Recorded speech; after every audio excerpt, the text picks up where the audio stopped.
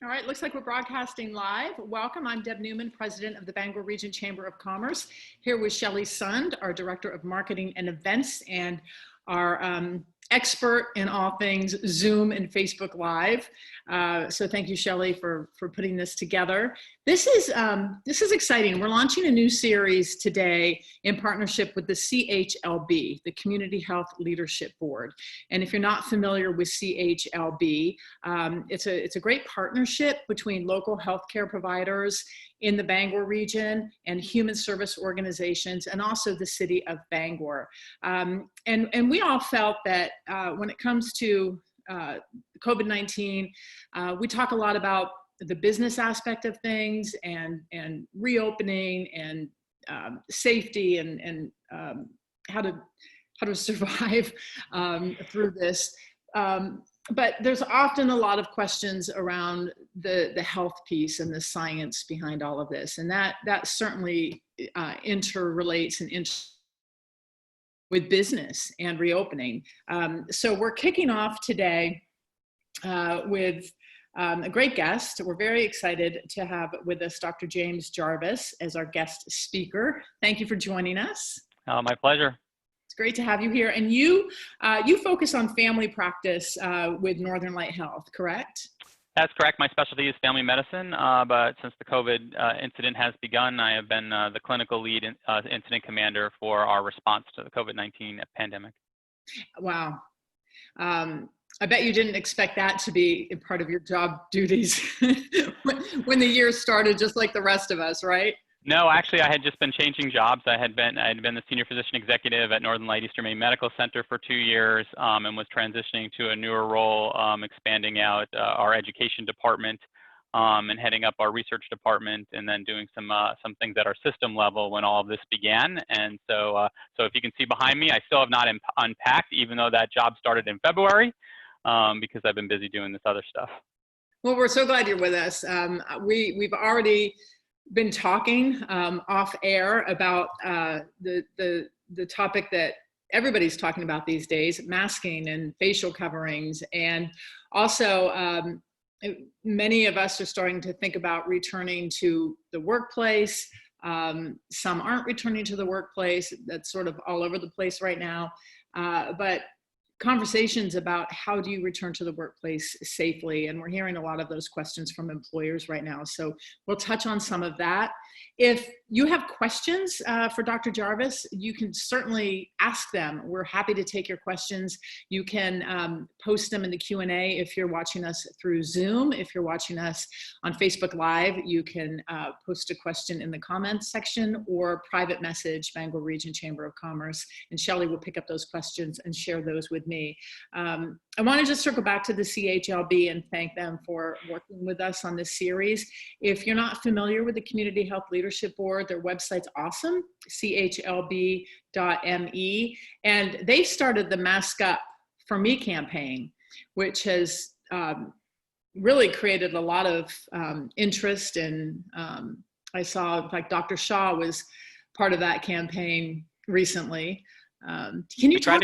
We tried to get as many local celebrities as we could to do our advertising for us. We thought that would kind of resonate with the public and show the importance of it. It's very cool campaign. So let's kick it off with the topic of masking and facial coverings.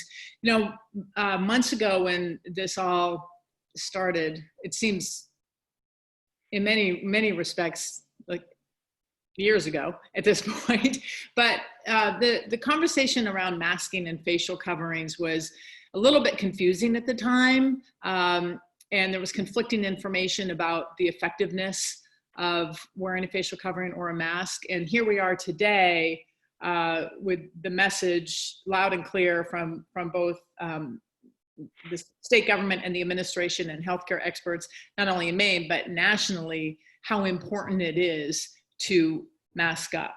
Can you just share with us your perspective on that? Sure, and I will be the first to say that I probably added to the confusion. I bet if you could check some of my press briefings very early on this, I did not recommend masking for the general public, and it's key that I use the word masking there. So there was two reasons for that. The first and foremost is masks traditionally were for healthcare workers, and we had already, before the pandemic began, we had already had a shortage of certain PPE or personal protective equipment, a word no one ever thought of before, and now it's become part of our lexicon. And so we already had that shortage before the pandemic, and once the pandemic hit, that shortage became even more magnified. And so initially we were saying, you know, we didn't want the general public to go out there and purchase masks because they would take them away from healthcare workers, first responders, and other key personnel who we need to stay healthy in order to take care of everyone else in our communities. And so there was that portion of it. The second portion is remember, this virus is brand new. It has never been seen on planet Earth before. And so we had to learn a lot about it. It is a virus in a family of viruses called coronaviruses. And coronaviruses have been around for a very, very, very long time. They typically cause common cold type symptoms in individuals. Only 2 other times have we known that this virus has caused great harm in human beings. That would be the first SARS-1 epidemic around 2008, followed by the MERS epidemic a few years later. Neither one of those really spread out beyond very small areas of the world. And so this virus has behaved very differently than those 2 have, and has caused symptoms and unfortunate health conditions like no other virus we have ever seen. So we didn't know enough about the virus to know about how its transmission works and really how to prevent the spread of the disease. If you remember, we talked about that not only did you have to wash your hands a lot, but you had to clean everything in your house all the time. And we've pulled back from that because we know more. So what do we know, and why are we now saying face coverings, and why that's distinctly different than masks? So the masks that we talk about in healthcare are 2-way protection, and these are the same kind of things that we have done for as long as I have been in healthcare and longer than that. They provide 2-way protection. It protects the healthcare worker from our patients. We deal with patients with infectious diseases all the time, so it helps to protect us. It also protects our patients from us, as we can be infected with diseases as well. And so that 2-way protection, that's what masks do. Facial coverings are really more of a 1-way protection, and they don't really protect the wearer as much as they protect everybody from the wearer. And part of the problem with this illness is that many people can be infected with COVID-19 and show no symptoms at all, and may never show symptoms but can still be infectious. And so when you wear a face covering, if you're in that small group of people that is infected but showing no symptoms, you're protecting everybody else. It does provide a little bit of protection to the wearer, particularly if somebody who's infected directly coughs and sneezes on you, but not quite as good a protection as, say, the healthcare face masks that we wear. We would prefer that everybody wear those face masks. However, they are continuing to be in short supply, and we need to keep them for our healthcare workers, our first responders, our police, our military, our firefighters, our ambulance crews, because we need them to be out in our community saving lives. That's what we do for a living, and that's the best way to protect us and then to protect our community. So that's where things changed. So one, it was initially, we didn't know that everybody was going to be able to make face coverings and whether they would have any efficacy whatsoever. And then as we learned more, the science shows us that this really is an effective way of decreasing the amount of virus out in our communities and decreasing the spread, and that's how we protect one another. They are an adjunct or an add-on to physical separation or social distancing. That still is the primary thing. I like to compare it to seatbelts and airbags. We know that wearing seatbelts helps prevent injury in car accidents. Added on top of that is an airbag.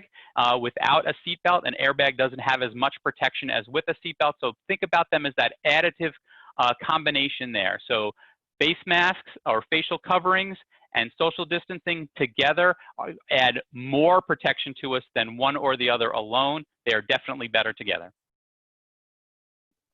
Thank you for that.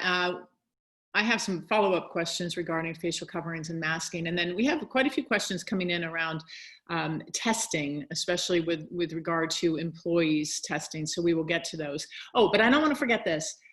Exciting news. Our friends at the United Way of Eastern Maine have donated 50 masks, 50 facial coverings, cloth masks, and you could win those if you'd like to. So if that's something that you'd be interested in, what we will do is take your name and we'll draw a winner after this program. You can just email Shelley, SHELLEY at bangorregion.com, SHELLEY at bangorregion.com. And thank you to our friends at United Way of Eastern Maine. That's really generous.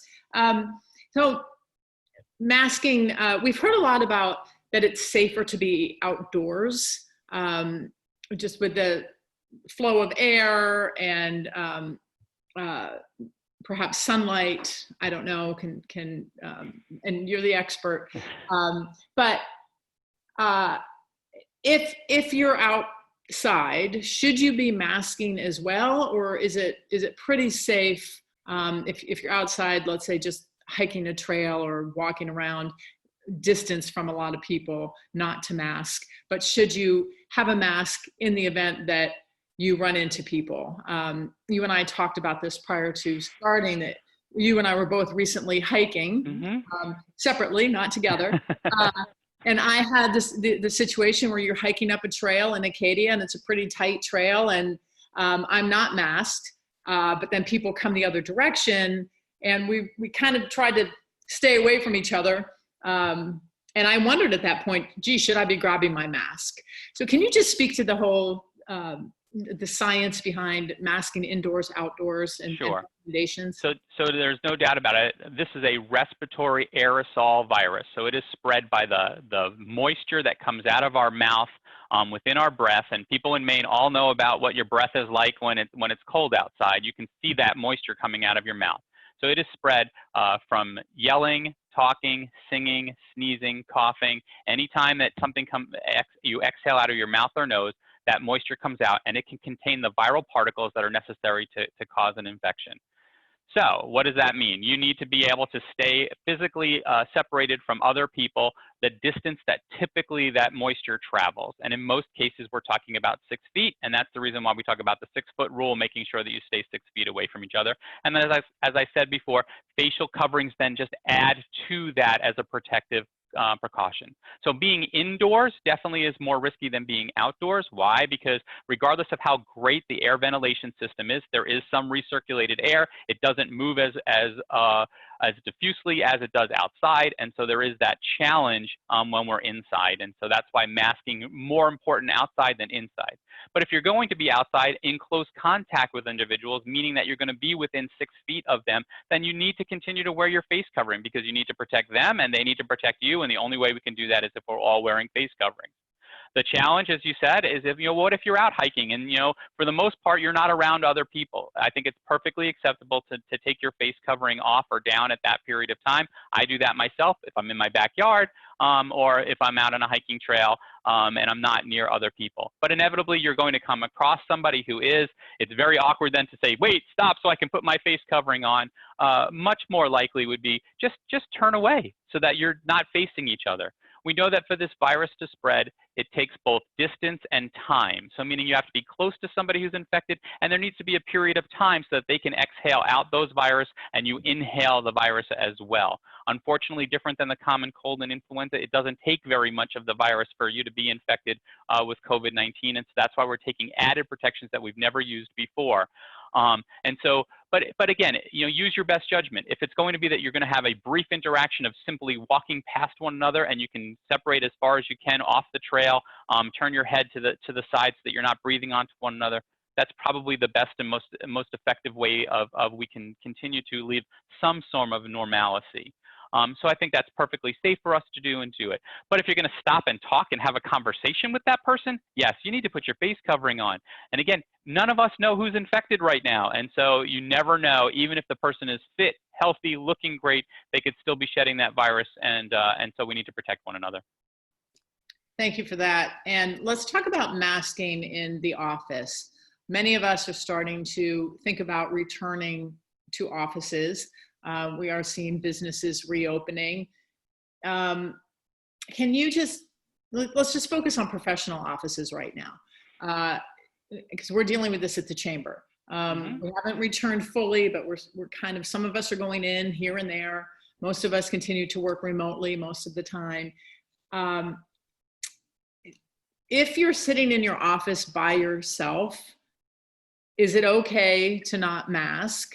I'm assuming it's okay to not mask, but the minute you leave the office and you're in a common area or somebody comes to your office door to chat with you about something, masks go on. This is what I'm going with. So I'm looking for either confirmation that that's the correct approach or correction. I think it depends on your office. So clearly, if you are the receptionist in an office, you're going to be expecting people to be coming and going. And so therefore, you probably need to be wearing a face covering the entire time. Two reasons. You don't know when that next person's going to come into your office. And two, you are exhaling that breath that it contains those droplets. And so you are kind of creating a little bit of a cloud around yourself. But if you're like in my office right now, I do not expect people to just walk into my office. That's not the way my setup is. And so no, I do not wear a face covering while I'm in my office. However, if I'm going to have a meeting in my office, I make sure that I wear my face covering prior to inviting anybody into my office, and that those who come into my office are masked as well. And so that's kind of what you have to gauge, is what is your office space going to be like. Now, this is very different than when we start talking about cubicles. When we start talking about cubicles, we really do think the best advice is to wear face coverings, even if you've decided to put plastic barriers up and whatnot, because we know air goes around things. And so it is not always direct transmission. And so face coverings are important in those areas.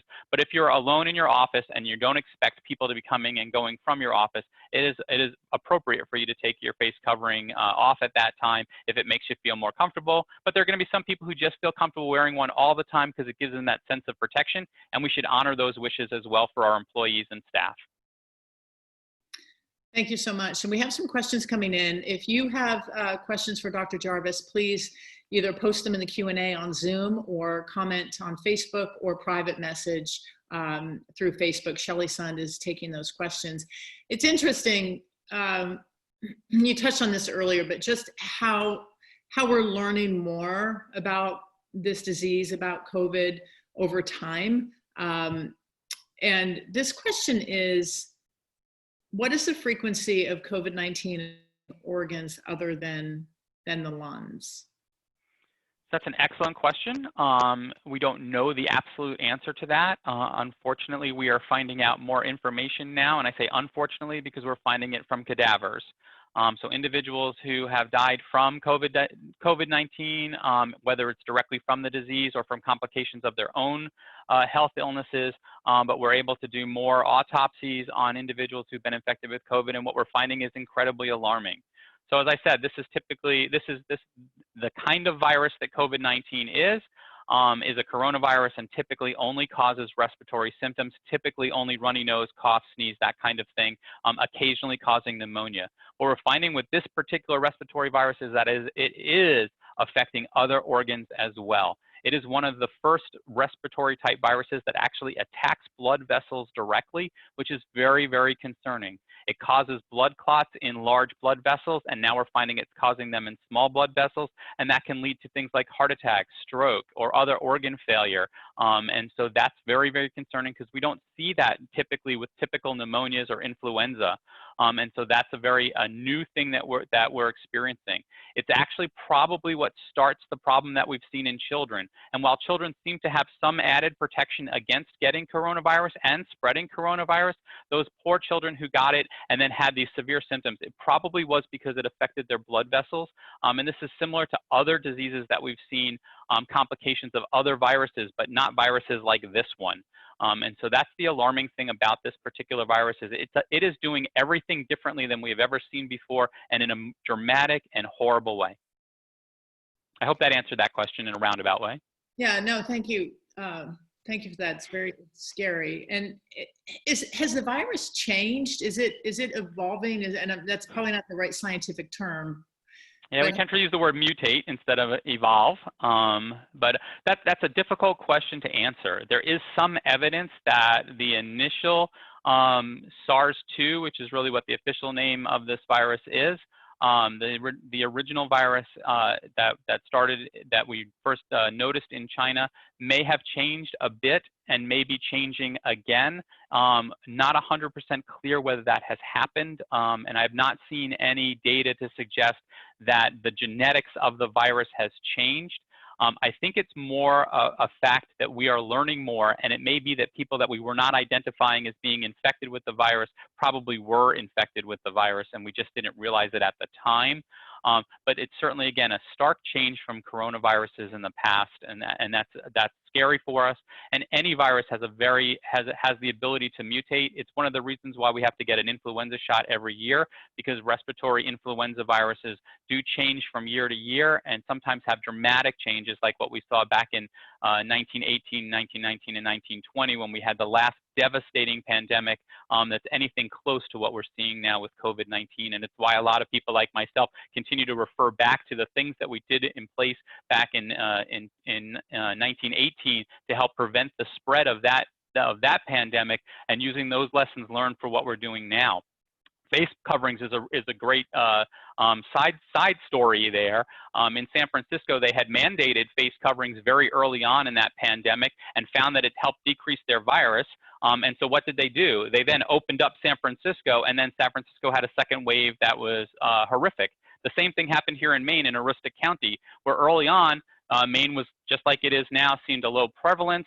But Aroostook County opened up, and they had a horrible second wave with a number of deaths secondary to that influenza outbreak back then.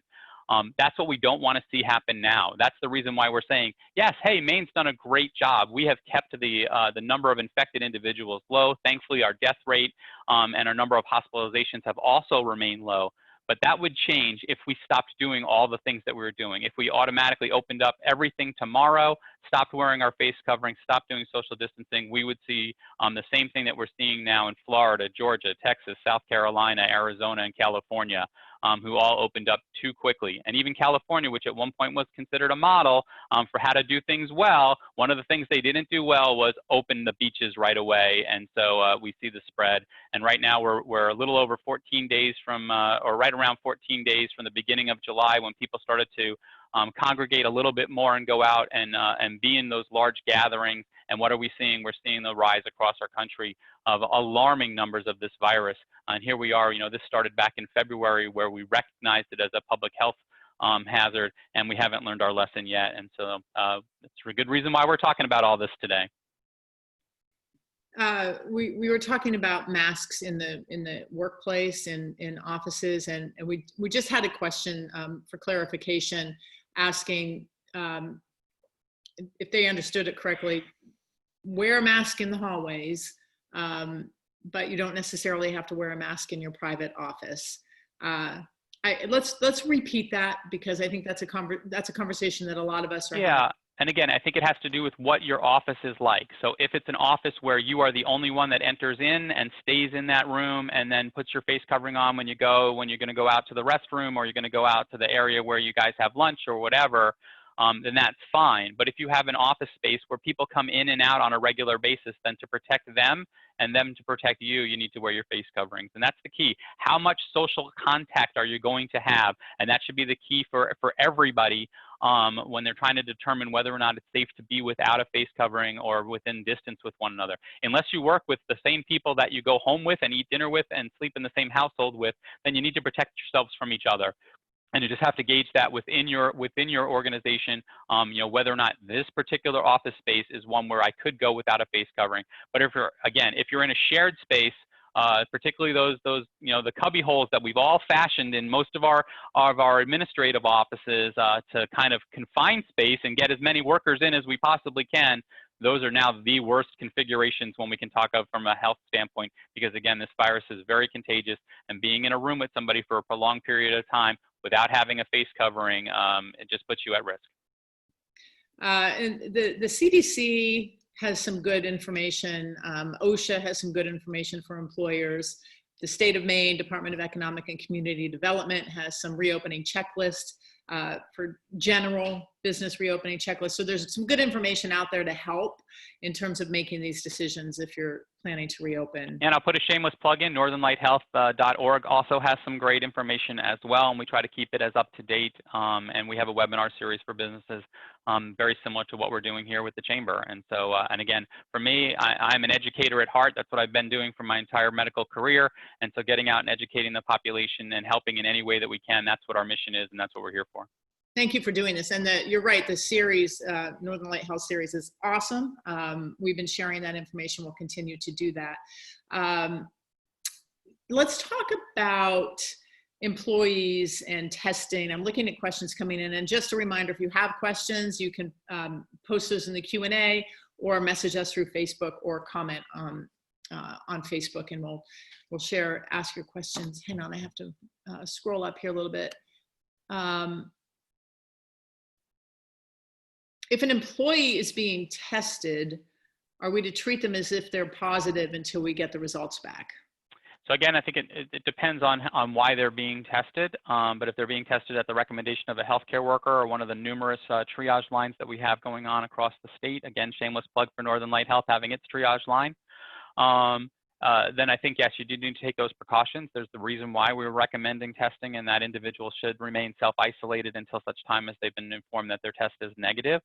But this is a good chance to segue into what do you do with any of your employees. If your employees are feeling unwell, tell them to stay home. And that should really be our mantra. This is not the time for us to say, we need you at work, you need to continue to work. We really need people who aren't well to stay home. Because we do not want to continue to spread this, and as an employer, you do not want it spread within your business. It'll have two effects for you. One, you'll lose your workforce, and that will mean your business will suffer. And then, trust me, it will be out in the community that this outbreak occurred at your facility, and you may lose your customers, clients, business, whatever relationship that you have. And so that's the reason why right now it is important for employers to heed the warnings. You want to do that because you want to keep your workforce safe and healthy, and you want to keep your customers coming back. And that leads to the next question. The follow employee tests positive, at what point is it safe for them to return to work? Yeah, so one, I think everybody should, that individual and employer should then work with the Maine CDC for expert guidance. It does change a little bit from time to time. There's two different modes of return to work. One is called the test-based mode, which means that once you're feeling better, you get tested to see if your test is negative. And if your test is negative, some organizations require just one, some organizations require 2 negative tests, you can return to work. The problem with that is that we do know there are some individuals who have been infected with COVID-19, have a positive test, they recover from their disease. We do not think that they are infectious anymore, but their test remains positive. And that has to do with the kind of test that we do. It does not test for living virus. It tests for viral particles. And it's quite possible that after the infection, you can still shed the viral particles, but not the virus that's needed to get somebody infected. So then there's the time-based method, and really that has to do with symptoms. So if your symptoms have been improving and it has been more than 7 days since your symptoms started, if your symptoms have been improving for 3 days and you have not had a fever for 3 days without taking a medicine that decreases fever, such as Tylenol or acetaminophen or Motrin or ibuprofen, then it is safe to return to work at that time. Again, this is where you really want to check with one of those, either the Maine CDC, the federal CDC, and look and see what their guidance is. And they give you both the time-based guidance and the testing-based guidance. Here at Northern Light, we tend to actually use the time-based guidance for our employees to return them to work when they're feeling better and that their risk of being infectious is low. This is really helpful. Another question related to this: if an employee's spouse, or let's say anybody in the household, is getting tested, should that employee work from home until the test results come in? That would be my recommendation, because that would be considered a significant exposure. If you're in the same household with somebody, try as you might, and many of us try to stay away from our family members, that is difficult. You are breathing the same air, you are sharing the same space, and so our recommendation would be that any household member self-isolate, waiting for that test to come back, and if it's negative, then you can go back to whatever you were doing normally. Let's talk about travel. It's that time of year when, well, perhaps we're not traveling as much as we were a year ago. But if you have an employee who has traveled out of state, should they be required to quarantine upon return? So right now, as we understand it, and again, I'm going to speak I'm not speaking for Northern Light, and I'm certainly not speaking for the state of Maine, but my understanding of the new executive order is that people who travel to areas that have an incidence of the disease higher than the state of Maine need to self-isolate or quarantine for 14 days upon return to Maine, or have a negative test. So the states that would exclude are New Hampshire, Vermont, Connecticut, New York, and New Jersey. Any other state or any other country, right now you would need to quarantine for 14 days or have a negative test upon return. That's the way we interpret that executive order. But I understand the executive order is confusing, and people are challenged by that. Does this mean that you have to spend overnight, or is it just that I went to Massachusetts down to Boston to shop for a few hours and I came back? My answer is if you went to an area where the prevalence of the disease is high, you probably need to self-isolate. And the reason why we say 14 days is and that's another challenge about this virus, is that between the time of being infected and the time of showing symptoms of the disease varies anywhere from 3 to 5 days up to a full 2 weeks after infection. And again, very different than we've seen with other respiratory viruses, where we can usually pinpoint within a few days as to when somebody would become symptomatic after exposure. We just don't know with this particular virus, but 14 days seems to be the maximum time, and that's why we have the 2-week rule. You mentioned earlier, nobody wants to reopen and then have to shut down because of an outbreak or an individual becoming sick. But we have seen that happen. Mm-hmm. I just would like to get your thoughts about those situations. We've seen. I know a business in another community who they're open, then they received a call that one of their customers came down with the virus. So they decided to just shut down entirely for a couple of weeks. Talk about how you deal with those situations. Yeah, and so our best experience there winds up being, unfortunately, our long-term care facilities or our nursing homes. That's where we've seen the outbreaks here in Maine, and certainly that's where the largest number of infected population has come from. They did a great job, and Maine did a great job. We responded to this pandemic much sooner than most others. I like to point out that we closed schools before the state of New York did. New York was in the thick of it, and we had only had a few cases here. Strongly believe that helped to limit the spread in our state, and understanding the differences in population between New York, where I grew up, and Maine, I know it well. But we would have seen similar things if we had not shut down certain aspects of our economy sooner. It's hard when we're talking about reopening because what thing is going to be the trigger for the next outbreak, and none of us can predict that. But we do know that large groups of individuals are often what the trigger is, and that's what we're seeing in many of these other states that opened up and are closing. But if we look at our nursing homes, where they have had some outbreaks, they managed them very well. They immediately identified staff that were at risk. They sent them home.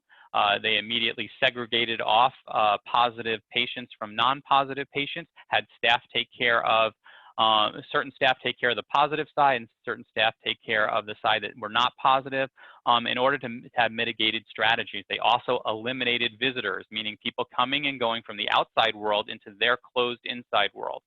Now think about that from a business. If you're a business that relies on customers in order to remain open, and the first thing we tell you to do is you need to close off to the outside world, well, then your business is closed. You can't do those things that require those interactions.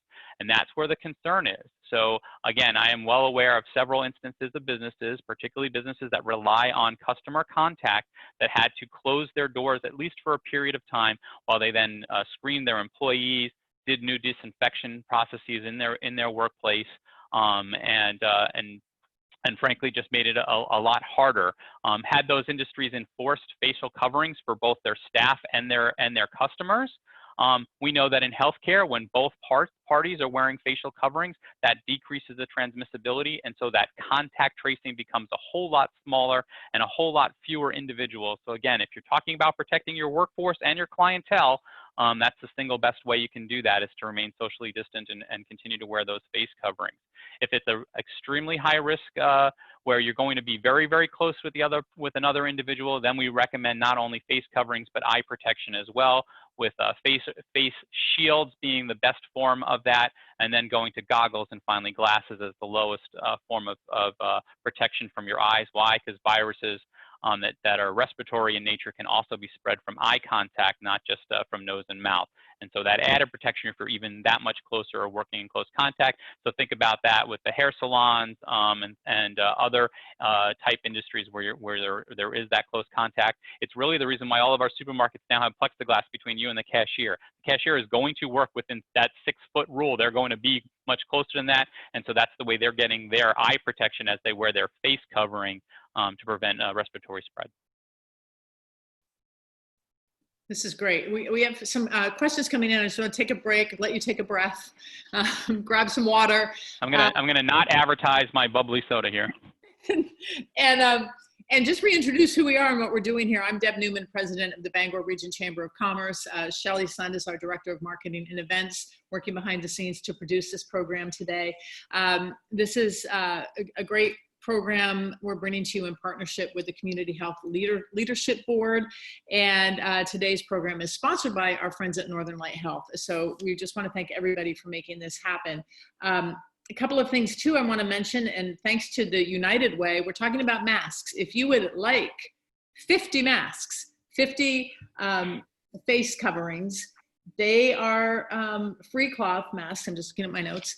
You could win those. And all you have to do is just email Shelley, Shelley, at bangorregion.com, Shelley at bangorregion.com, and say, hey, I'd like to win those 50 masks. And whoever does that will just draw a name at random. So thank you to our friends at United Way. In a moment, I want to talk about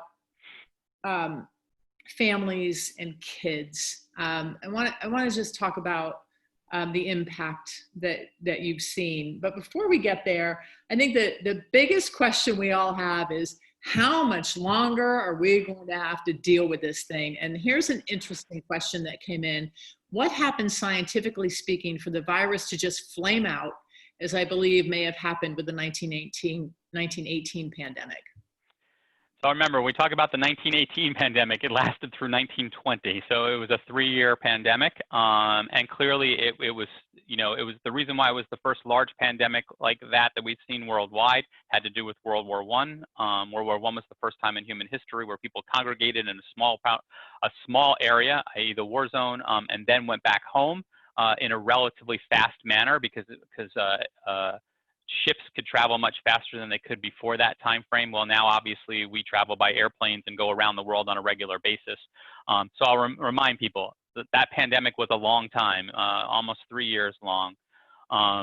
So predictions for this particular virus, there are 3 models out there. None of them say it will just go away. The first is that we will have the first wave. There's arguments whether or not we are still within that first wave, at least here in the United States. And then a second wave in the pandemic of 1819. That second wave was far worse than the first wave. The next model, which would say that we get to a point where we get through this first wave and then we always have COVID-19. There's always little outbreaks going on everywhere. It's just something that we have to learn to live with, that this virus is just going to be out there. And then the last one is the one that I think is probably more likely, which is that we might have a second wave, but we probably will have little waves for quite some time, where all of a sudden we'll just see a spike in cases and then it'll go back down, and maybe that spike will be isolated to a particular state or county, but we'll continue to see that for some particular amount of time. None of us can predict the future. If we could, we would have predicted that this pandemic was coming and we would have taken different precautions than we did before it happened. And so it's very difficult to model. And like I said, again, this is such a novel virus, such a new virus. And so far, everything that we've known about viruses, particularly respiratory viruses, it has challenged us at every front. And so it challenges us in what we're going to predict for the future. For myself, I am most concerned about the upcoming fall season as influenza season hits. We can predict influenza season pretty well now. Here in Maine, it typically starts the second week of December and will continue all the way through, sometimes up until June.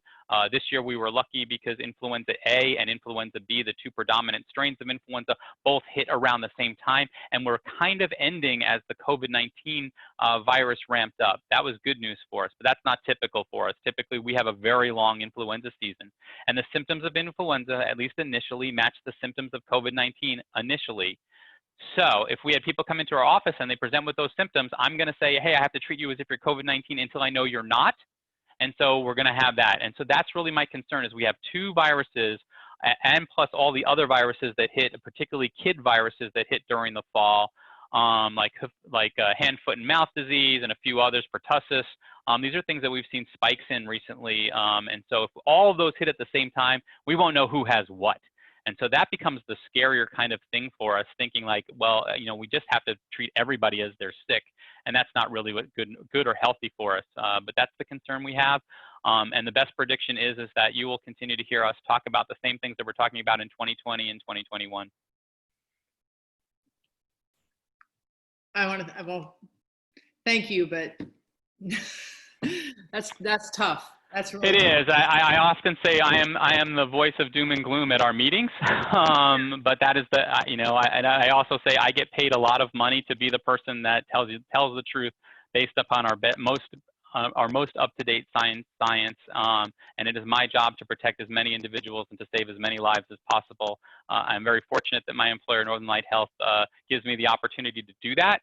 I got asked the other day, why was one of the reasons why Maine was so successful? And I will say because the health systems across the state and particularly the state CDC recognize this as a problem, and we collaborated with one another. I meet very regularly, sometimes several times a day, with a group of individuals from the various health systems where their employers have said, we want you to focus in on this today, not your regular daytime job. And that helped us. There are still states who right now are overrun by COVID-19 where health systems don't talk to one another. They are not coordinating with their state. We are doing that. That's very fortunate for us, and I think it's one of the main reasons why we were so successful. That and the fact that we followed our governor's orders. Yeah, you're absolutely right. We can be proud of the partnerships in this state and the collaboration, both within our healthcare sectors and industry and also business and the way we all work together. Absolutely. You think about here in Bangor, St. Joe's, Penobscot Community Health Center and Northern Light Eastern Maine Medical Center came together. We built Bass Park together. We staffed Bass Park Testing Center together. We came up with operations that if we needed to create an alternative care site, we could do so with the city of Bangor. And we came up with strategic plans in case we had that phenomenal wave of virus that you're seeing. If you look at Phoenix right now, if we were Phoenix, we were prepared for that to happen here. We didn't want it to happen here, but we were prepared because we all got together and said, we are not in competition with each other. We have the same bottom line. Our mission is to help our communities stay safe, and that's what we did. And so again, partnerships across every aspect of the Bangor community helped us to be prepared. Thankfully, we didn't need to use those resources, but if we did in the fall, we already have those game plans in place. Couple of questions coming into your our conversation about how long this is likely to go on, which of course continues to be uncertain. But what about vaccine development? Where are we with that? Could that perhaps shorten this? Yeah, hard to say.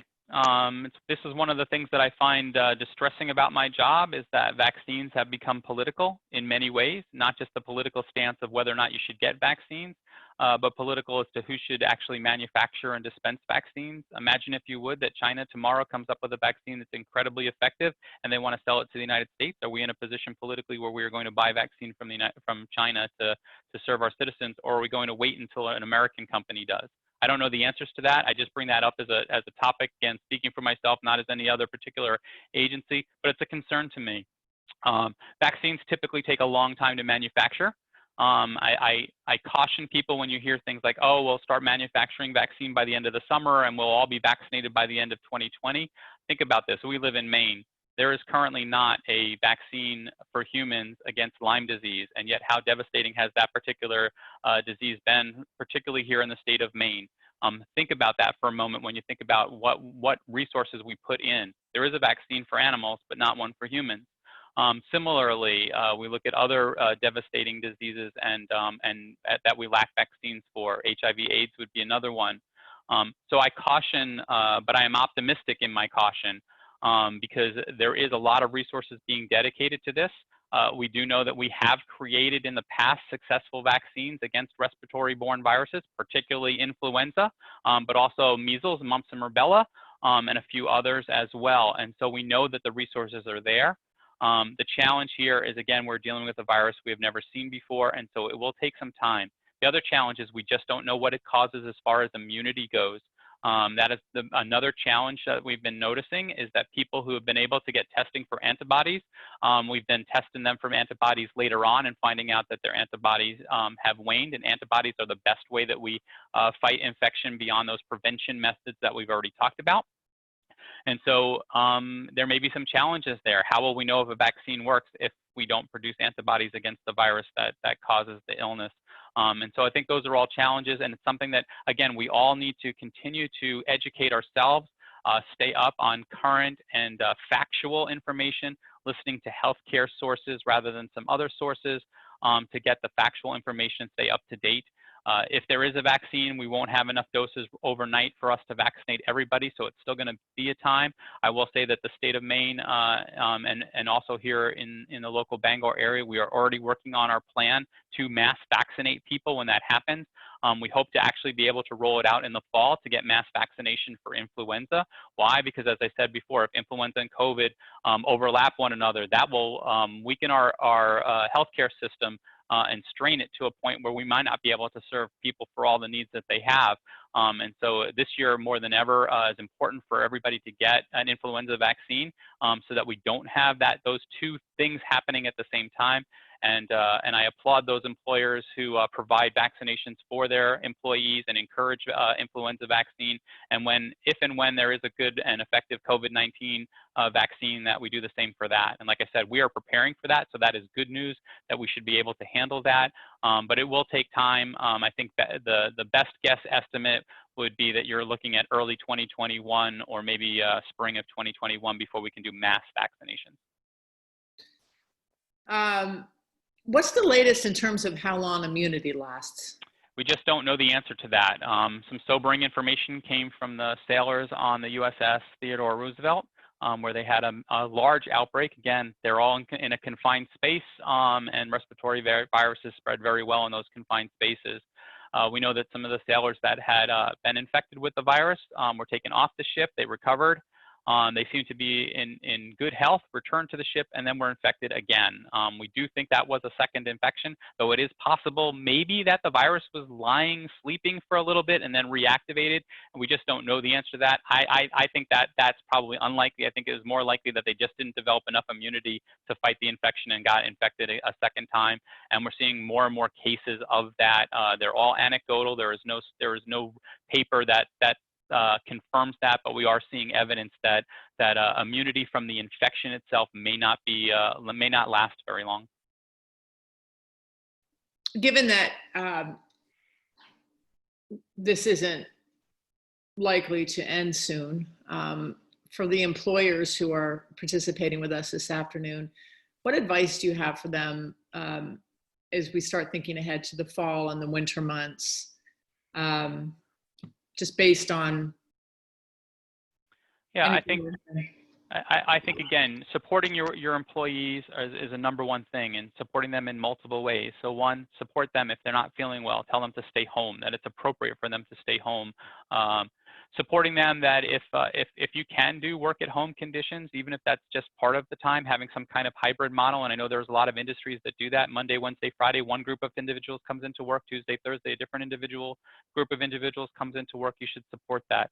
Support them, making sure that there's hand sanitizer readily available. There should be hand sanitizer everywhere, but I know that's hard and in short supply. So protecting them in that way. Protecting them from your clients. Frankly, a good employer will step up and say, listen, it is our policy that for you to engage with our employees so we can protect our employees, we are going to require that you wear face coverings within our institution.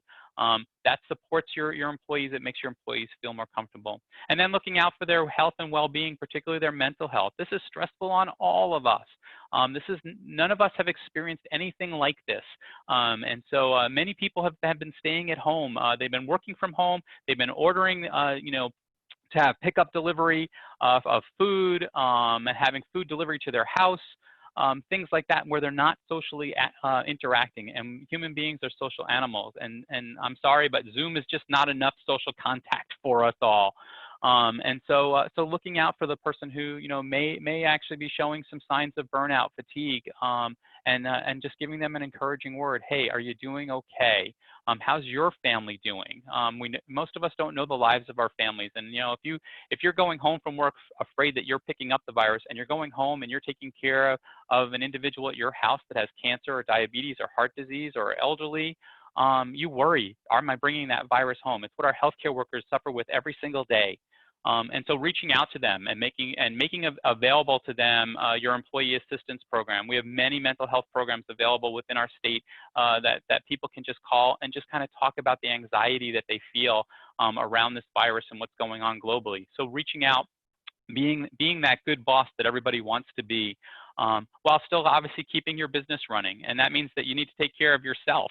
So take time. I recommend that if you're in an industry where everybody has to wear face coverings all the time because you're in close proximity with everybody, make sure that they have time to take a mask break. Make sure that they get time to step outside of that contact so they can take their face covering down and take a nice deep breath, just kind of relax, think about things. Here at the hospital, we actually had some rooms where people could just sit and kind of convalesce for a few minutes before going back into the day-to-day hassle of work. And so, so I encourage all of those kind of things. Again, I'll tout Northern Light Health.org's resources. We have resources that talk about how you can make your workplace more favorable to your employees from a mental health standpoint.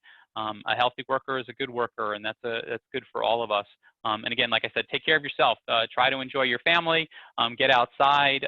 Do some things that are entertaining, just not with a whole lot of people together. And so, so it's my recommendations for that. Thank you so much for that. I think we have to remind ourselves that we're all grieving something right now. We're grieving our way of life and the way life used to be, and we've all, I'll tell you one of the most touching moments I have had during this entire event, besides my daughter's high school graduation, which was unusual to have a drive-by graduation at Bangor High School, but it was still neat. But it was literally, I was walking on the street, and a car pulled up next to me, somebody who I did not know, and they rolled down the window and they just simply said, "Dr. Jarvis, how are you doing?" And this wasn't anybody I knew. But they just knew that I'd been, on TV and doing all this. And I said, what a remarkable change. Somebody asked me how I was doing. Sometimes it's just that simple thing of saying thank you or asking somebody how they're doing makes the difference and makes that personal connection. If we can't shake hands with one another, say thank you. Say thank you for wearing your face covering. Say thank you for using hand sanitizer. Just checking in from time to time can make all the difference in the world to a person who is struggling on the inside. Just having that connection of, hey, how are you doing? I wasn't in a bad place when it happened, but I'll tell you, I was in an ecstatically good place after that conversation. And then I shared similarly with an op-ed piece I wrote on a young middle schooler from Old Town who wrote a thank you note to the doctors and nurses at Eastern Maine Medical Center for doing their job and for keeping everybody safe. It touched me so much that I was moved to write a piece saying, thank you to her, but reminding everybody else to say thank you to each other. Be kind. This is the time when we need to be kind and courteous to one another. This is not the time for us to infight and challenge each other's thoughts. This is the time for us to welcome the fact that we're all still in this together. Yeah. Thank you for sharing that. Congratulations on your daughter's graduation, by the way. Thank you. We hope to someday actually have a nice celebration. Well, I'll tell you, we had 2 high school graduates in my family, both out of state, and my being the auntie that I am, I wanted to be there, but I got to watch it virtually. I got to be there this way, and that was pretty cool. So that's the way my parents got to watch my daughter's graduation, as did my brothers. And actually, they got better photographs off of the web broadcast than I got from the car. So we actually have very nice pictures of her receiving her diploma. That's cool. That's really cool. We're getting close to the end, but you're talking about families, and what do we say to our kids? Especially the little ones, and they see all these people wearing masks, and they may be overhearing, parents or members of the household being concerned about this, or they're hearing the news, how do we explain to them what's going on so they're not afraid and scared? Excellent question, especially as we as adults are anxious and fearful. So one, I think you need to make sure that your kids get a break too. So they shouldn't be sitting there listening to the news constantly. So give them a break. And I learned that lesson from my daughter. She said, Dad, that's the only thing you talk about because that's what my job is. And so we purposely make sure that the TV is on something else. So I think there's that. Connecting with your children. Again, asking them how they're dealing with this. It is scary for them. We used to, our culture is that people wear masks because they're hiding something, and that's not what we're doing now. So I would just tell them, we're wearing masks to protect grandma and grandpa. We're wearing masks to protect your friends. We're wearing masks to protect each other. We're wearing masks to show kindness to one another. And then that changes the narrative of our culture. Why are we doing this? We're not doing it because we're hiding something. We're doing this so we can help one another. And I think the same thing about standing in line at the supermarket and other places. While we're waiting there, we just say, hey, look at all these great people who are out here doing the things that they need to do, and that we're helping them by wearing our face coverings. And then remind them that there are good people in this world. There are doctors and nurses and police and firemen who are out there every single day keeping us safe, and that continues even through all of this, and that they can make great connections in their lives. Encourage them to use Zoom to talk to people. Encourage everybody to use Zoom or some other similar social device so that we can reach out particularly to elderly who may feel like they're shut in, so we are touching base with them and making some kind of contact. And then just showing the good support and love that we all should be doing with our families. Hard to do. We know that domestic violence is up. We know that we all get frustrated from time to time. It is difficult to what we're doing right now. And then acknowledge that. I am sorry that mommy and daddy were fighting. We are having a hard time with this too, but you know what? We love each other. We love you. We are working with you. We are going to see that you will go to school as best that we can and make that as safe as possible. Think about, earlier in the year, we had school lockdowns because of threats of violence. Our kids are still remembering that. And then we locked down schools for the threat of a disease. And so reminding them, again, we did this for your safety. We are keeping you safe. Use that word over and over again. Helps to it. But don't avoid it altogether. Your kids are smart. They know what's out there. They're seeing things on social media as well. And so trying to be truthful and honest with them and open and engage them. I love the idea of bringing back family time, sitting down and eating dinner together because we're not all rushing all over the place. My family started to do puzzles and board games. I'm not a puzzle person, but I do like the board game side of things. And so, anything that you can do to encourage those interactions. And then if you recognize that your child seems to be disassociating, closing themselves off, not talking and things like that, then it may be time to reach out to your primary care specialist or a mental health specialist and see if your child needs assistance, because that's out there too. Thank you for that. Thank you so much for that. And I want to mention, it's also been challenging for parents finding activities for kids this summer. And Penquist has a flyer with summer activities for kids. So if you go to PENQUIS, the Facebook page, you can see it there. And I'll just share a personal moment that I had. My family has really embraced Zoom. And I'm the only member of my family who lives in Maine year round. So my parents are in Pennsylvania and my nieces and nephews are in PA and New Jersey and New York. And starting Easter Sunday, we've been Zooming every Sunday. And we never would have thought about that. And one of those moments that struck me, my little niece, she just turned 11. She's hilarious. She gets on the Zoom with the whole family. She goes, so how's your quarantine going? And it was really, it opened up a conversation about, well, it's, we like, this is going well, this is challenging, how are you doing? And I think just those kinds of questions are really helpful. And to have it come from the youngest member of the family to ask all the adults, how are we doing? How's your quarantine going? They are often much wiser than we are. Yeah. Often much wiser. They say thank you a whole lot more than we do. This is very true. Very true. So we're close to 3 o'clock, and I don't want to take any more of your time. Any final words you want to share with us, Dr. Jarvis, before we wrap up? Anything that you want to be sure to leave us with or to repeat? Sure. So, I am not a native Mainer. I am a New Yorker. I grew up on Long Island. I'm as much a city kid as I could be. I chose to live in Maine, and I will tell you that the response in this pandemic has made it easy for me to stay here. Mainers get together. I've always said this, Maine is a small town. We act like a small town even though we're a gigantic geographic state. And so think about that. Think about how close you are to your neighbors, your community, and then it becomes easy when we talk about the public health things that we need to do. Stay home when you're ill, wash your hands, wear a face covering, practice social distancing, and be courteous to each other. If we think about that Maine is a small town, that's what every small town's supposed to be like. Well said, and we're glad you're here. Northern Light Health, you mentioned some great resources. Could you just share with us a couple of those and the website?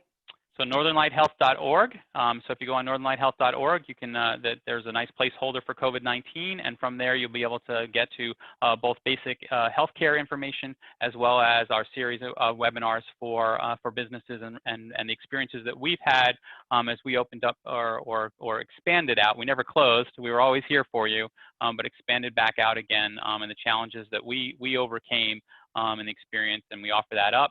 The Maine CDC has a fantastic website as well, as does cdc.org, and new information every day. So if you haven't checked it out in a while, go back and look at it again. All right, great. Thank you so much for doing this. I just want to remind everyone, we have recorded this session, so if you missed any part of it or you know anybody who would benefit from watching this, Shelley will post this to our Facebook page, Bangor Region Chamber of Commerce. I can't thank you enough, Dr. Jarvis. This was great. Absolutely my pleasure, and I'm happy to do it again if you'd like.